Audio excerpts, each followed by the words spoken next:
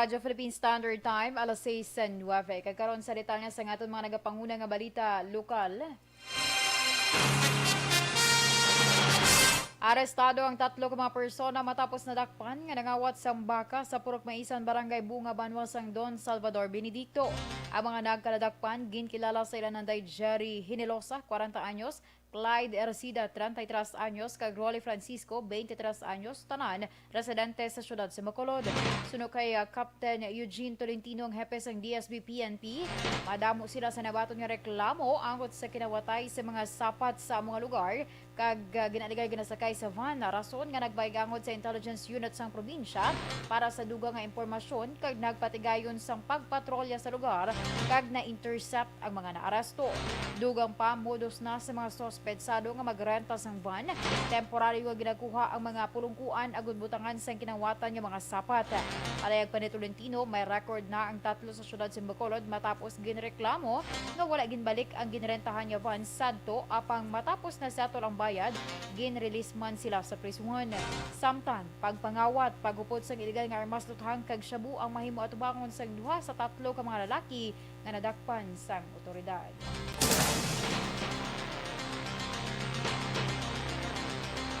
Nagtaliwan ang biktima sang hit and run sa tuong Agosto 11 sa gabi sa National Highway sa Barangay Poblasyon sa Banwasang Valladolid.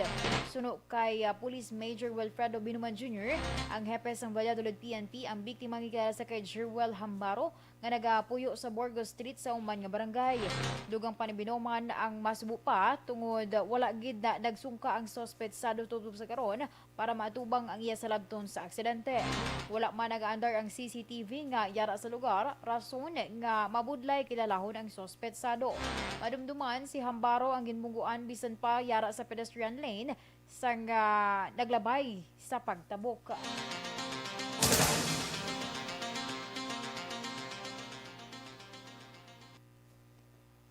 Gindayaw sa gobyerno probinsyal ang concerted effort o kun kooperasyon sa mga local government units o kun LGU agud malabot ang handom nga pagnubo sang aktibo nga kaso sa COVID-19 sa Negros Occidental.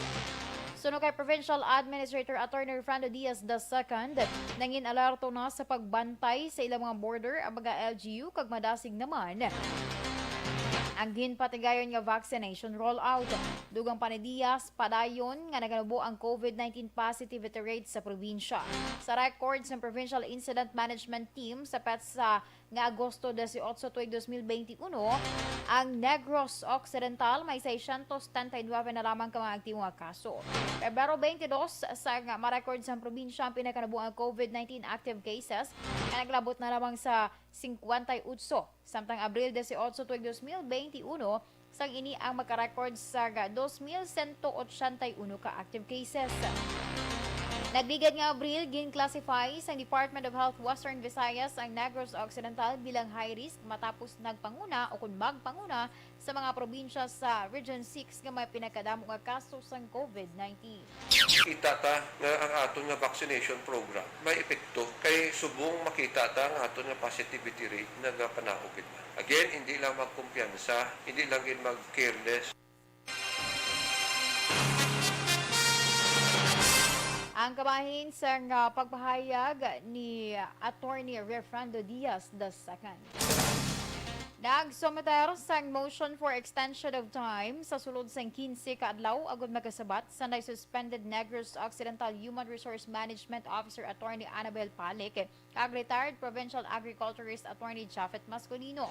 Ini may kaing tanan sa formal charge nga ginserbe sa ila sang Provincial Legal Office kag ginpahayag diri ni Provincial Legal Officer Attorney Alberto Nelas Jr. nga sa Agosto 28, 2021 mahibaluan sa sabat ni Palik kag Masculino kung luyag sa mga ini nga mag-atubang sa formal hearing o kung magsumeter na lamang sa position papers.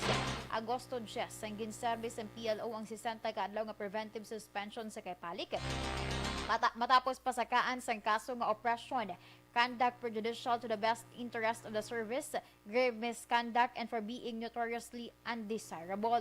Si Mascolino ang ginpasakaan man sang kaso angod sa 1 million pesos nga wala mabayaran nga catering services sa Provincial Agriculture Office umpisa tuig 2018.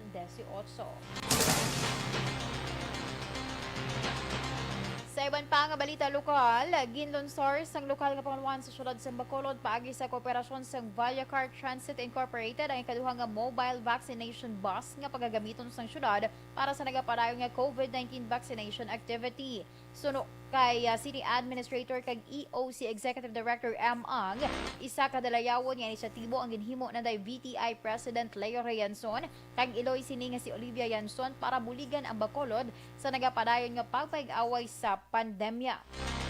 Dugang paniang, mas mapadasig pa sang syudad ang vaccination activity ilabi pa o kung ilabi na sa mga sektor o kung grupo nga target padulungan sa mobile vaccination bus sa palaabuton. Ang launching kag turnover sa mga unit sa bus ang ginpatigayon Huwebes ang hapon, Agosto 19 sa bahin sang NGC sa diin, gintambungan sang lokal nga mga opisyalis sang syudad, miyembro sang EOC kag pamilya Yanson. Amo nang ikaduwa nga vaccine, this is ang ining ikaduwa naton nga unit is in partnership with Vallecar Transit through the, of course, ang CEO ng Vallecar si Leo Ray Yanson kag si Mrs. Olivia Yanson. Ang kabahin sa pagpahayag ni Executive o kon EOC Executive Director Subuman City Administrator M. Ang. Sa katapusan nga balita lokal, ginpasalamatan ni City Administrator kag EOC Executive Director M. Ang kooperasyon sa publiko angot sa nagapadayon nga vaccination activities sang syudad. Suno kay Ang, naging matawhay ang sitwasyon sang tanan nga venue sa pila ka mga barangay nga mayara sang schedule subong nga adlaw nga ginalakipan man sa pila ka mga mall. Dugang pa ni Ang, nakabulig man sa hanay sa mga senior citizen ang ginhimo sang EOC nga pagtumod sang Robinson's Mall nga amo ang venue para sa pagbakuna sa nga mga grupo. Sa naibaluan nga base sa pinaka-latest nga data nga ipagawa sang EOC tinalikdan nga adlaw, yara na sa mas sobra 180,000 ka mga bakulod nun ang nabakunahan sa diin. 80,000 dari ang fully vaccinated. Una sa balita, una sa aksyon. Aksyon Radyo Philippine Standard Time, alas 6:17. Amnigan ng lawas, pagi sa Panginoon sang Santon Plus Gold. Bagod ang Santon Plus Gold,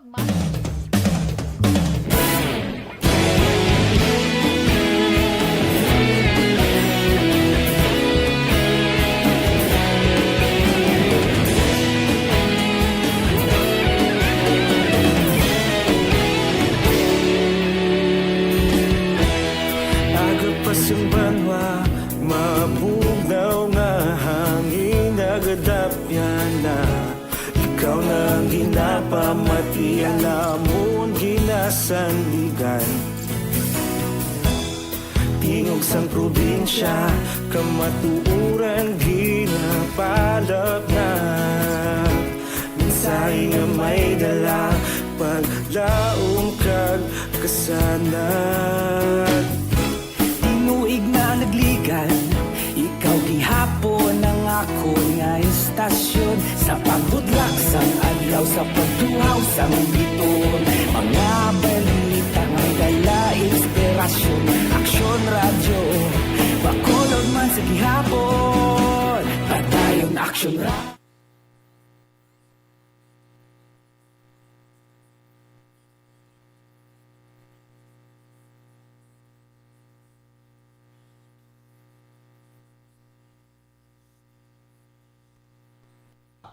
Mayong gabi sa aton nga mga ka-aksyon nga naga-monitor via Facebook Live. Sa kay Sir Alex Montesa, good afternoon. Sa kay Ma'am Elizabeth Malaka, good afternoon, good evening, nagli. Sa kay Ma'am Elizabeth Malaka Gamala, good evening man. Sa kay Nuwame Jimenez. Kay sa kay Sir Hil Javier, mayong gabi. Girly Conyando, mayong gabi man. Naga-monitor from Riyadh. Salamat, gid. Si Ma'am Vanessa Mayo with Docmat Mayo and also sa kay Ma'am Jinky Dialagdon sa Phoenix, Arizona. Salamat, kid. Sa Phoenix, Arizona si Ma'am Jinky. Gali. Si Ma'am Vanessa Mayo is from Minnesota, USA. Okay, salamat. Ma'am Homa Lumena, Smiggle Backhands. Kay Mabaling Anlin, mayong gabi man. Miss Atia Kim Iriman, dala sa Banwa sa Morsha. Kay Ma'am Christine Minyas Villalobos, dala na sa may Pandanon, DSB. Salamat man. Si Sir Noel Amar, Ma'am Jean Oy, si Sir Melilio Ligo, kay Ma'am Christine Minyas Villalobos. Sa iwat, salamat. Sa kay Ma'am Cory Vidaha, watching from Kuwait. Salamat man. Sir Benny Baredo, mayong gabi. Naga-monitor siya from Hong Kong. Thank you so much. Si Tristan M. Hill, good evening kunhua. Sige, salamat. Tamiyaw ko ni Sir Hill Javier. Ang si Ronaldo Torre Campos sa may Sumil, na Barangay Bata. Elias Bandada, good evening man. Naga-monitor always from KSA. Thank you Thank you so much. Lito si Condes from KSA also. Ma'am Maria Teresa Hofelania. Sige, salamat. Si Sir Michael John Season Gali, good evening. Kay Dennis Richard Tibor Roma. Sir Ray Baryoga. Rochelle Fulgencio Susana, sige, good evening. Melanie Calvas, good evening. Sir Martin Aliling, Ma'am Ana Sinoro, Ma'am Nida Bilote Olarte, good evening from Bahrain. Salamat. Sa kay sino pa? Ma'am Connie Lapanan, good evening. Stay safe ko sa tanan nga staff sang Aksyon Radio. Kay Sir Mark Palma Itabag, good evening man. Naga-monitor siya ko from Makati. Salamat. Kay, sige, wala na. Ayos. Salamat gid sa inyo nga pag-monitor subong nga gabi. And halong-halong kita tanan. God bless us all.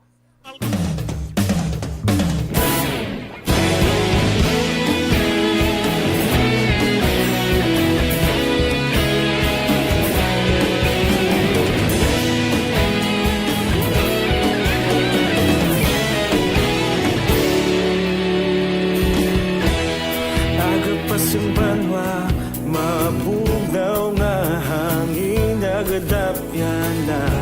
Ikaw na ang ginapamatian namon ginasandigan. Tingog sang probinsya, kamatuuran ginapalap na. Minsay nga may dala, paglaom kag kasanat.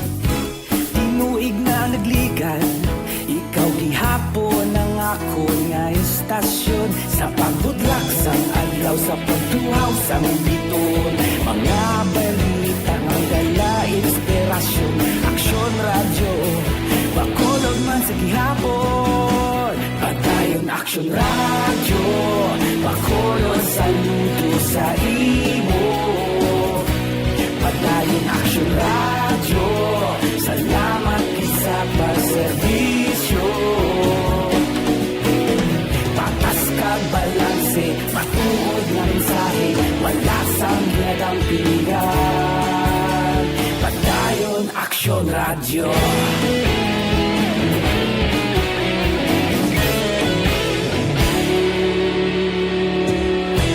Pagkulong nun kag negrosanon, inyong pamatian. Stasyon nga nagapalaplag sang kamaturan. Mabakod nga prinsipyo, reporter handa sa serbisyo. Kahapon, karon kag Nagsagihap Aksyon na Radyo Philippine Standard Time, alas 6:23, kagkaroon sa detalye sa ngaton, mga nagapanguna nga balita national. Ginpasakan sa kaso sa Department of Justice ang self-confessed drug distributor nga si Kerwin Espinosa, kag napulo kay ban pa angod sa illegal drug trade sa Eastern Visayas. Magluwas sa kay Espinosa kalakipman sa ipedalam sa trial bangod sa pagpahigimbon sa pagbaligya sang droga musanday Marcelo Adorco, Jose Antepuesto, Jose Herni Estrera, Gallo Stephen Bubaras, Ferdinand Rondina kag Brian Anthony Saldivar, sibuman si Nick John Canin, Verbica Diano, Alfred Cres Batistis kag Jusela Dumagiit. Samtang ginbasura naman sa DOJ Panel of Prosecutors ang reklamo nga ginpasaka sa National Bureau of Investigation batok sa 15 ka mga persona, takip na pila ka mga police personnel bangod sa kakulang sang probable cause. Nag-apilar si Health Secretary Francisco Duque III sa mga health workers nga i-reconsider ang plano nga magpatigayon sa mass protest may kang tanan sa isyu nga wala pag-release sa ila benepisyo sa pihak sa ila pagtinguha batok sa COVID-19 pandemic. Sunog kay Duque, paminsaron sa mga health workers nga may obligasyon na mga ini nga magtatap sang pasyente kag kung i-abandona, hindi naman manami ang paglantaw sa publiko. Madumduman, Lunes nga adlaw sa magpalayag ang grupo sa mga health workers nga magaprotesta para sa pag-release ng ila benepisyo, kagin pa siguro sa publiko nga skeletal workforce ang ipatuman sa hospital agud magapadayon ang serbisyo o konserbisyo medikal sa mga pasyente.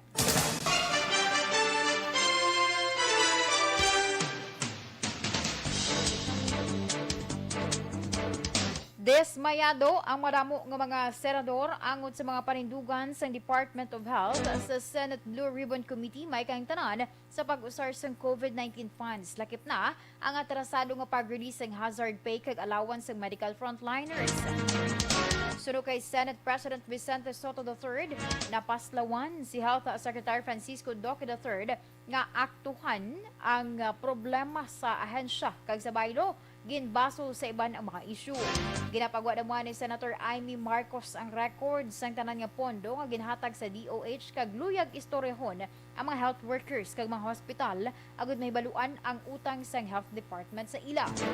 Una ginpanugyan ni Senate Minority Leader Franklin Drilon nga unta tanan ni Duque ang magpanudlo sa iban kag mas maayo solusyonan ang problema.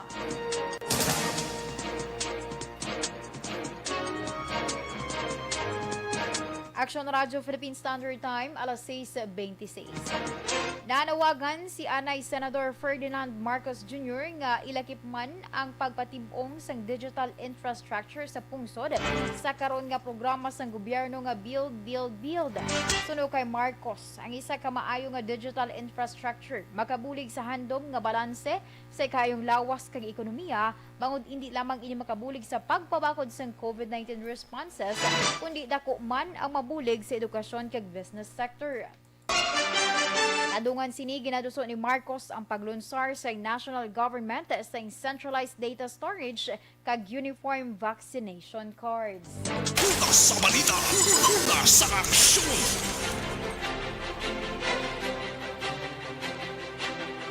Kaginyugin pamatian na kabuusan nga detalye sa aton mga natipon nga mga balita. Diri lamang sa Aksyon Balita Evening. Sa balita, komentaryo, isyu, serbisyo publiko. Aksyon Radio! Sa Bacolod, Aksyon Radio! Aksyon!